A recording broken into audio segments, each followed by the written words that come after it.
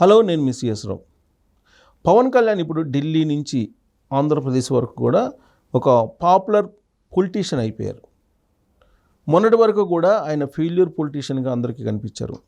ఇప్పుడు ఆయన అత్యంత విజయవంతమైనటువంటి పొలిటీషియన్గా ఆయన కనిపిస్తూ ఉన్నారు ఢిల్లీ నుంచి ఆంధ్రప్రదేశ్ వరకు కూడా.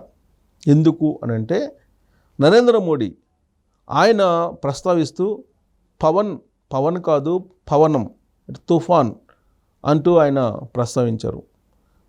పవన్ అంటే తుఫాన్ అంటూ ఆయన ప్రస్తావిస్తూ ఆంధ్రప్రదేశ్లో ఎన్డీఏ కూటమి అప్రతిహతమైనటువంటి విజయాన్ని, చరిత్రలో నిలిచిపోయేటువంటి విజయాన్ని అందించడానికి పవన్ కళ్యాణ్ ప్రధానం ఆయన అని చెప్పి ప్రస్తావించారు. దాంతో పవన్ కళ్యాణ్ యొక్క ప్రతిభ, పవన్ కళ్యాణ్ యొక్క పాపులారిటీ రాజకీయాల్లో ఆకాశానికి చేరింది.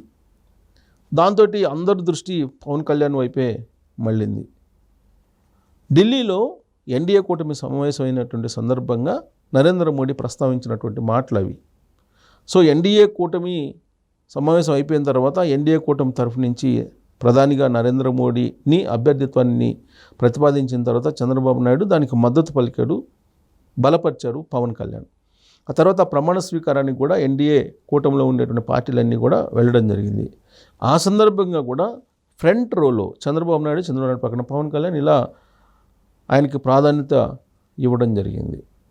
సో ఆ ప్రమాణ స్వీకారం జరిగినటువంటి సందర్భంగా ముఖేష్ అంబానీ కూడా పవన్ కళ్యాణ్ దగ్గరికి వచ్చి ప్రత్యేకంగా అభినందించడంతో పాటు ఆయనతోటి ఫోటో దిగటానికి కూడా ఇష్టపడ్డారు. ఇదే ఒక పెద్ద హైలైట్ పాయింట్ పవన్ కళ్యాణ్కి. ముఖేష్ అంబానీ అంటే ప్రతి సెకండ్ క్యాల్కులేట్ చేస్తూ ఉంటారు, ప్రతి నిమిషానికి ఆయన బిజినెస్ యాంగిల్లోనే ఆలోచిస్తూ ఉంటారు. పవన్ కళ్యాణ్ని ఎందుకు ప్రత్యేకంగా ఆయన మోడీ ప్రమాణ స్వీకారోత్సవం సందర్భంగా కలిశారు, ఆయనతోటి మంత్రాలు సాగించారు అనేది ఒక పెద్ద ఇష్యూగా ఇప్పుడు తయారైంది. సో ముఖేష్ అంబానీ పలకరించాడు, ముఖేష్ అంబానీ ఫోటో తీయించుకున్నాడంటే భవిష్యత్తులో ఏదో బిజినెస్ డీల్ అయితే ఉండబోతుంది అని చెప్పి సహజంగా అనుకుంటారు ఎవరైనా సరే. సో ఆంధ్రప్రదేశ్లో ప్రభుత్వం మారిన తర్వాత ఖచ్చితంగా ముఖేష్ అంబానీ ఆంధ్రప్రదేశ్ వైపు చూసేటువంటి అవకాశం ఉంది. ఇప్పటికే ఆయన గోదావరి జిల్లాల తీరాన అంటే సముద్ర తీరాన గోదావరి జిల్లాల్లో ఆయన ఇప్పటికే గ్యాస్ తీస్తూ ఉన్నారు. అనేక రకాల బిజినెస్లు కూడా ఉన్నాయి ముఖేష్ అంబానీకి. ఆ ముఖేష్ అంబానీ బిజినెస్ల కోసం ఆంధ్రప్రదేశ్ ప్రభుత్వంతో ఏమైనా ఒప్పందాలు చేసుకున్నట్టు అవకాశం ఉందా? అందుకే పవన్ కళ్యాణ్ ముందుగానే ఆయన ఆలింగనం చేసుకొని మాట్లాడటం జరిగిందా అనేటువంటి అనుమానాలు వస్తూ ఉన్నాయి. ముఖేష్ అంబానీ ఎలాగో చంద్రబాబు నాయుడికి పూర్వం నుంచి కూడా పరిచయం, ప్లస్ పూర్వపు స్నేహితులు కూడా వాళ్ళిద్దరి మధ్య అన్యోన్యమైనటువంటి సంబంధాలు ఉన్నాయి, సత్సంబంధాలు ఉన్నాయి వాళ్ళిద్దరి మధ్య. సో చంద్రబాబు నాయుడు ఎలాగూ ముఖేష్ అంబానీ చంద్రబాబు నాయుడుతోటి మాట్లాడుకున్నటువంటి అవకాశాలు, అలాగే అలాంటి స్నేహభావం వాళ్ళిద్దరి మధ్య ఉంది, అధికారంలో చంద్రబాబు నాయుడు ఉన్నా లేకపోయినా. కానీ పవన్ కళ్యాణ్ ప్రత్యేకంగా ముఖేష్ అంబానీ కలవడం అనేది కూటమిలో కీ రోల్ పోషిస్తున్నాడు పవన్ కళ్యాణ్ అనేటువంటి విషయాన్ని తెలుసుకున్నటువంటి ముఖేష్ అంబానీ ఫర్దర్గా తమ బిజినెస్లకి అభ్యంతరాలు లేకుండా ముందుగానే ఒక గాలం వేసేలాగా ఆయన అలాంటి ఆలింగనం లేదంటే ఆయన కలవడం చేశాడా అనేది కూడా ఒక చర్చ నడుస్తూ ఉంది. వాస్తవంగా రిలయన్స్ కంపెనీకి చంద్రబాబు నాయుడు 2014-2019లో అధికారం ఉన్నప్పుడు భారీ ఎత్తున భూములు ఇచ్చారు వాళ్ళ బిజినెస్లని ఇక్కడ నెలకొల్పడానికి రిలయన్స్కి. సో రాబోయేటువంటి రోజుల్లో ఖచ్చితంగా రిలయన్స్ కంపెనీ ఒక భారీ ప్రాజెక్టులతోటి రాబోతూ ఉంది అని చెప్పి మనం చెప్పచ్చు. ఇప్పుడు డేటా సెంటర్ లాంటిది కూడా పెట్టేటువంటి అవకాశం ఉందని చెప్పి కూడా అంటూ ఉన్నారు. సో రిలయన్స్ కంపెనీ ఆంధ్రప్రదేశ్కి అది కూడా అమరావతికి రాబోతుంది అనేది గతంలో వినిపించిన మాట. ఇప్పుడు మళ్ళీ అది వచ్చేటువంటి అవకాశం ఉంది. దానికి దాదాపుగా చాలా తక్కువ రేటుకే భూముల్ని చంద్రబాబు నాయుడు అప్పట్లో ఇస్తూ ఒప్పందం కూడా చేసుకున్నారు అనేది అప్పట్లో వచ్చినటువంటి ఒక పెద్ద ఆరోపణ కూడా.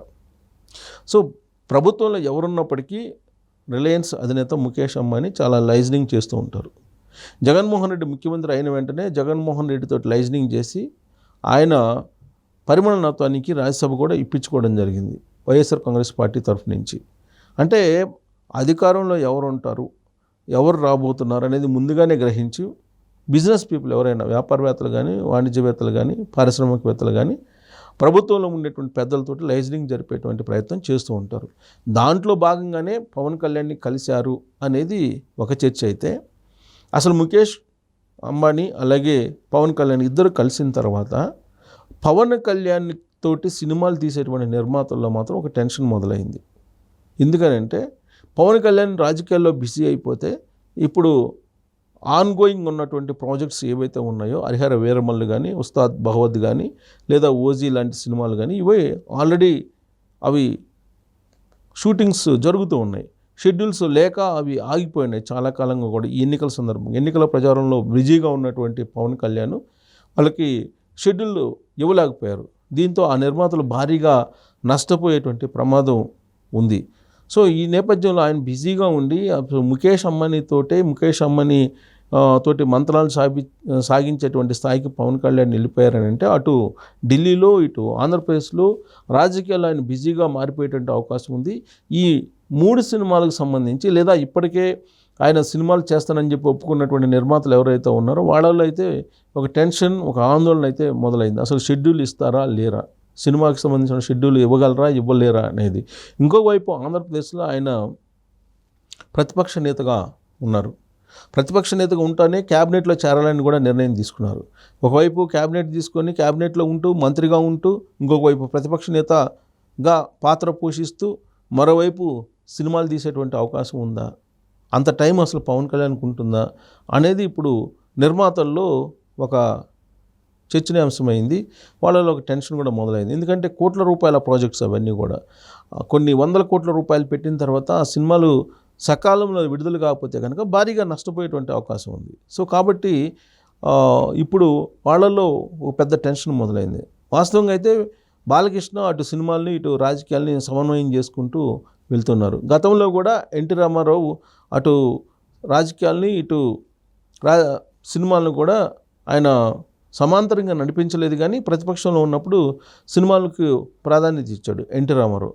బట్ ముఖ్యమంత్రిగా ఉన్నప్పుడు మాత్రం టైం ఇవ్వలేపారు. అలాగే ఇప్పుడు పవన్ కళ్యాణ్ కూడా మంత్రిగా క్యాబినెట్లో చేరుతున్నారు కాబట్టి ప్రతిపక్ష హోదాను కూడా తీసుకుంటున్నారు కాబట్టి ఒకవైపు పార్టీని నడిపించడం, ఇంకొక వైపు మంత్రివర్గంలో కీలక రోలు పోషించడం, మరోవైపు ఢిల్లీలో ఆయన కీ రోల్ ఎన్డీఏలో పోషిస్తున్నారు కాబట్టి ఎన్డీఏలో కూడా భాగస్వామిగా ఉన్నారు కాబట్టి ఆయనకు అసలు షెడ్యూల్ కుదురుతుందా సినిమాలు తీయడానికి, లేదా రాజకీయాల వరకే పరిమితం అవుతారా అనేటువంటి ఒక చర్చ అయితే చాలా సీరియస్గా జరుగుతున్నటువంటి సందర్భంలో టాలీవుడ్లో ఉండేటువంటి ఆయన నిర్మాతల్లో మాత్రం ఒక ఆందోళన కనిపిస్తూ ఉంది.